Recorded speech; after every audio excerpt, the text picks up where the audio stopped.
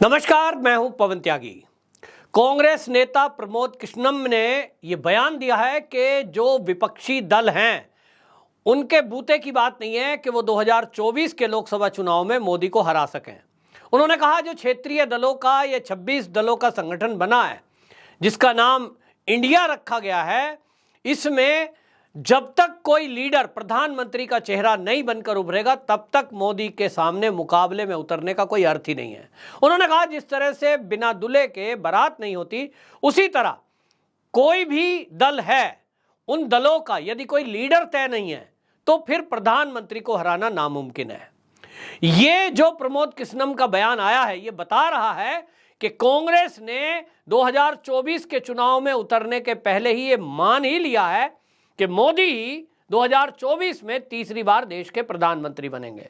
असल में प्रमोद कृष्णम पहले से ही प्रियंका गांधी वाड्रा को नेता मानते रहे हैं और हमेशा एक वो कहते रहे हैं कि कांग्रेस के अंदर भी यदि कोई नेतृत्व दे सकता है तो वो प्रियंका गांधी वाड्रा है। वही बात उन्होंने फिर से दोहराई। उन्होंने कहा कि ये जो 26 दलों का गठबंधन बना है जिसका नाम इंडिया रखा गया है, इसमें अगर कोई नेता है, नेतृत्व कर सकता है, प्रधानमंत्री चेहरा बनने लायक यदि कोई नेता है तो वो प्रियंका गांधी वाड्रा है। अब सवाल ये उठ रहा है कि जब प्रमोद कृष्णम ने ये बयान दिया है तो क्या बाकी जो दल हैं, कांग्रेस समेत जो 25 बाकी दल हैं, क्या उनको प्रियंका गांधी वाड्रा ये सर्वसम्मति से ये मंजूर होगी या ये प्रमोद कृष्णम का बयान है? जब उनसे पूछते हैं तो वो कहते हैं ये तो मेरा विचार है।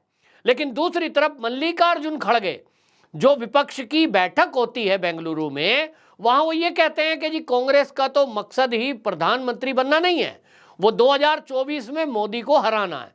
प्रधानमंत्री पर तो वो ये कह देते हैं कि हमारी तो इच्छा ही नहीं है। लेकिन उसके बाद जिस तरह से टीएमसी के लीडरों का बयान आया कि भाई जब कांग्रेस की इच्छा नहीं है तो फिर तो ममता बनर्जी सबसे दमदार नेता है और ममता बनर्जी ही विपक्ष का चेहरा होनी चाहिए प्रधानमंत्री का। लेकिन इसी बीच अंदर से खबरें आती हैं कि साहब ये तो प्रधानमंत्री का चेहरा बनाने के लिए यदि किसी को उपयुक्त माना जा रहा है वो तो केजरीवाल है। और केजरीवाल तो ये कई प्लेटफॉर्म पर ये कह चुके हैं कि सबसे ज्यादा पढ़ा लिखा यदि कोई है, और बार बार वो अपनी डिग्री बताते हैं, मैं आईआईटी इंजीनियर हूं, मैं आईआईटी का पढ़ा लिखा इंजीनियर हूं, अपनी डिग्री बताते हैं। तो भाई ऐसा डिग्री वाला तो कोई इन दलों में, शायद 26 दलों में है नहीं, क्योंकि और किसी को तो मैंने सुना नहीं कोई बता रहा हो कि भाई मैं भी आईआईटी पढ़ा लिखा हूं, मेरी भी डिग्री इनसे बड़ी है। तो एक तरफ जहां गठबंधन में बनने के कुछ घंटे बाद ही वामपंथी दलों ने अपने आप को अलग कर दिया, ये कहते हुए कि साहब जो सीताराम येचुरी हैं उन्होंने घोषणा कर दी कि हम तो टीएमसी के साथ खड़े ही नहीं हो सकते। दूसरी तरफ पंजाब के प्रदेश अध्यक्ष कह रहे हैं कि साहब हम तो आम आदमी पार्टी के साथ मिलकर पंजाब में चुनाव लड़ ही नहीं सकते। इधर जो है भारत जोड़ो यात्रा, राहुल गांधी यात्रा करते हैं पूरे देश में और वो घूम घूम कर लोगों को कहीं जो है ट्रैक्टर चलाते दिख रहे हैं, कहीं वो खेत में धान बो रहे हैं, कभी वो मोटरसाइकिल के मैकेनिक के साथ खड़े हैं, कभी वो ट्रक चलाते हुए विदेशों में दिखाई देते हैं, कभी वो देश के अंदर भी ट्रक ड्राइवर के साथ बैठते हैं। वो जो सारा नाटक चल रहा है वो काहे के लिए है? राहुल गांधी अगर प्रधानमंत्री चेहरे के दावेदार नहीं है तब फिर वो ये मेहनत कर क्यों रहे हैं? कौन सा उन्हें कोई मूवी बनानी है, डॉक्यूमेंट्री बनानी है? नहीं। तो इसका मतलब यह है कि कांग्रेस में भी दो धड़े हैं। एक धड़ा वो है प्रमोद कृष्णम और इनके जैसे कई लीडर हैं जो प्रियंका गांधी वाड्रा को नेता देखना चाहते हैं। अब ये बात अलग है, गांधी परिवार को लेकर जो आक्रोश अंदर अंदर था, G23 के जो लीडर थे उनका कहना था कि गांधी परिवार से अलग का कोई लीडर प्रदेश, ये हमारी पार्टी का अध्यक्ष होना चाहिए, ये जो परंपरा है टूटनी चाहिए, क्योंकि परिवारवादी पार्टी करके इस पर आरोप लगता है और इसीलिए उन्होंने मल्लिकार्जुन खड़गे को अध्यक्ष बना दिया। वरना तो एक धड़ा ये चाहता था कि राहुल गांधी को अध्यक्ष बनाया जाए, एक धड़ा यह चाहता था कि प्रियंका गांधी वाड्रा को अध्यक्ष बनाया जाए। तो इस झगड़े का भी अंत इन्होंने, कांग्रेसियों ने इसी रूप में करा कि ठीक है भाई मल्लिकार्जुन खड़गे को बना देते हैं। लेकिन प्रधानमंत्री चेहरा के लिए अगर बात करें तो एक दल चाहता है जो राहुल गांधी का समर्थक है वो कहते हैं राहुल गांधी बेस्ट लीडर है। देखो साहब, सर्दी के दिनों में भी टी शर्ट में घूम सकता है, कैसा स्टील मैन है ये देखिए। और एक दल है जो प्रियंका गांधी वाड्रा की लगातार ये वकालत कर रहा है, जैसे कि प्रमोद किस्नम है। लेकिन दोनों दलों में अगर कॉमन बात देखें तो कॉमन बात यह है कि इन दोनों में से कोई भी लीडर आगे आ जाए, मोदी को हराने की क्षमता तो किसी में नहीं है। ये 26 दल मिले हैं, लेकिन जिस तरह से अंदर की फूट सामने आ रही है, वामपंथी दल कुछ बोल रहे हैं, समाजवादी पार्टी कुछ बोल रही है।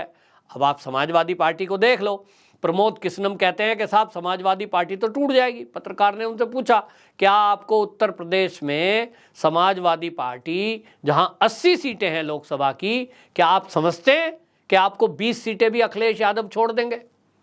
तो इसका उत्तर तो वो नहीं देते, क्योंकि 20 सीटें तो सवाल ही नहीं उठता।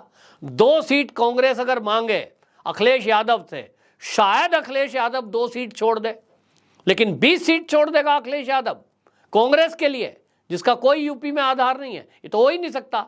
और एक इतनी बड़ी पार्टी, नेशनल पार्टी, जिसके दल का एक लीडर प्रधानमंत्री को टक्कर देना और प्रधानमंत्री चेहरा बनने का ख्वाब रख रहा है।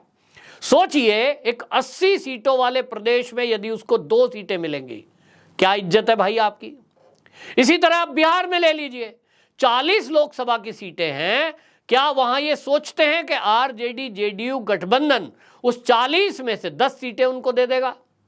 सवाल ही नहीं उठता। खुद की सीटें नहीं आती उनकी, वहां आरजेडी जेडीयू मिलकर लड़ते हैं तो उनकी सीट नहीं आती, 1 सीट आकर रह जाए, ऐसे में वो दे दें? सवाल ही नहीं उठता। तो कांग्रेस जैसा बड़ा दल, बिहार में भी कोई दाल नहीं गलेगी। आ जाओ पश्चिम बंगाल, पश्चिम बंगाल में मिलेंगी क्या? दीदी देंगी क्या? दीदी ने पहले ही घोषणा कर दी है, हमारे लिए छोड़ दो ये, तो यहां तो सोचो ही मत। कांग्रेस का कोई आधार है नहीं।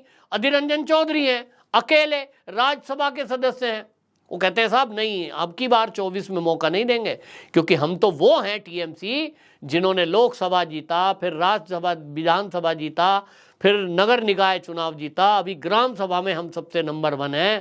बोले साहब हमारे सामने तो कोई टिकता ही नहीं।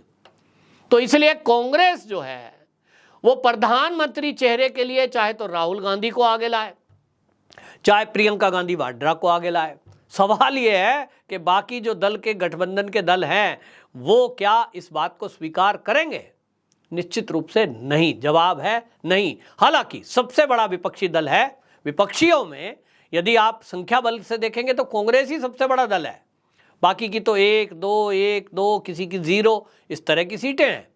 तो कांग्रेस का दावा बनता है, लेकिन कांग्रेस में भी जिस तरह से अंदर 2 फाड़ है, अब उसमें भी अंदर की चीजें निकलकर सामने आ रही हैं।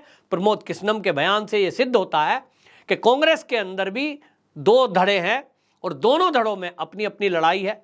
अब एक कहेगा राहुल, एक कहेगा प्रियंका गांधी वाड्रा। देखना होगा कि इन दोनों में पहले कौन तैयार होगा। और यहां अब देखने वाली बात यह है कि कांग्रेस को कहां कितनी कोई सीटें देगा।